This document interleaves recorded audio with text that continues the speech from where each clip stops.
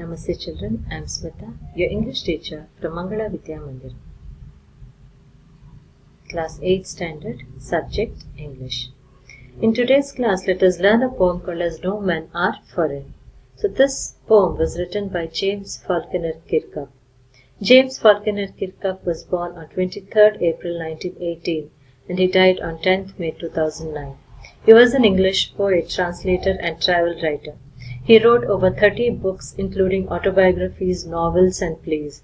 He wrote under many pen names including James Falconer, Aditya Jha, Jan Honda, Andrew James, Teiko Kawai, Felix Liston, Edward Rayburn, etc.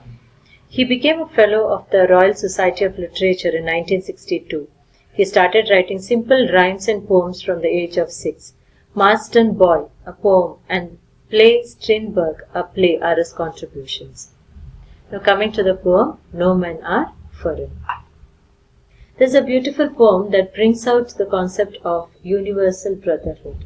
So we should think of the whole world as our own family, isn't it? In this poem, the poet wants to emphasize the fact that we should love everyone as our brothers and sisters.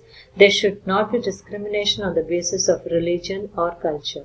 So universal brotherhood is a feeling of oneness in spite of living in various parts of the world. So let us begin the poem. Remember, no men are strange, no countries foreign. Beneath all uniforms, a single body breathes like ours. The land our brothers walk upon is earth like this, in which we all shall lie. The poet says that human beings are not different from one another, just because they all belong to different countries. Though the soldiers in different countries wear different uniforms, though there are differences in the dress habits, everyone are similar in their feelings, emotions and reactions. So everyone live on the same earth and breathe the same air, and one day all of them will rest. Rest means die in the same earth. They too, aware of sun and air and water, are fed by peaceful harvests, by war's long winter starved. Their hands are ours, and in their lines we read a labor not different from our own. So in these lines also the poet focuses on the fact that all are equal. All the human beings who belong to different countries depend on the same sun, air and water for their survival, isn't it? They have also seen the periods of war and peace. So during the time of peace, they too have seen prosperity like us. So during war, they too have experienced shortage of food. They too have worked hard like us, and their hands also show the lines of problems which they had undergone just like our own hands, isn't it?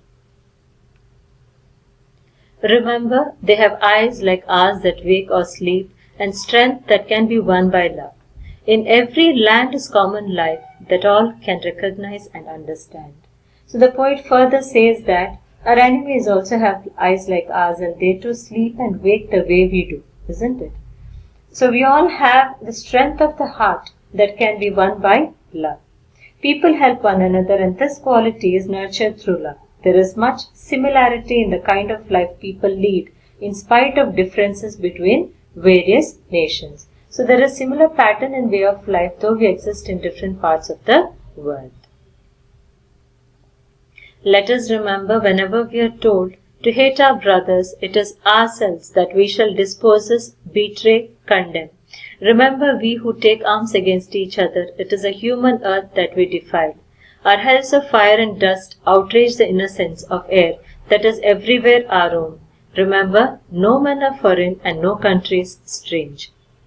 Okay, in the last paragraph, the poet raises his voice against those groups that encourage us to fight against our brother countries.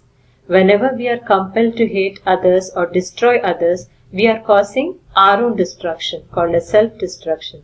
So we betray is to cheat. We cheat ourselves, we condemn. Condemn means disapprove our own work. Whenever we take oath to fight or destroy others, or whenever we take weapons to destroy others, it is a human earth that we are destroying, isn't it? So whenever we fight causing fire, dust and destruction due to our anger, we are making the air impure that we ourselves breathe. That is why poet encourages us not to wage war on our fellow men, thinking that they are foreigners. Okay, so I hope you have understood this poem. Children, in the last stanza, you will find few difficult words. You have betray. Betray is to be disloyal. Disposes is to disown. Condemn. Condemn is to express a strong disapproval of some work. Okay, defile. Defile is to make something impure. Outrage. Outrage is a very wrong or cruel act. So I hope you have understood this.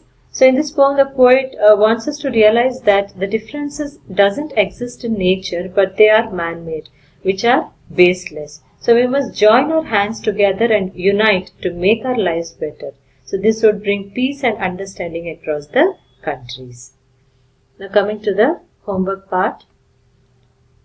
What do you mean by universal brotherhood? Write about it in a few sentences. So you have to write in a few sentences the meaning of universal brotherhood and send it through WhatsApp. Thank you, children.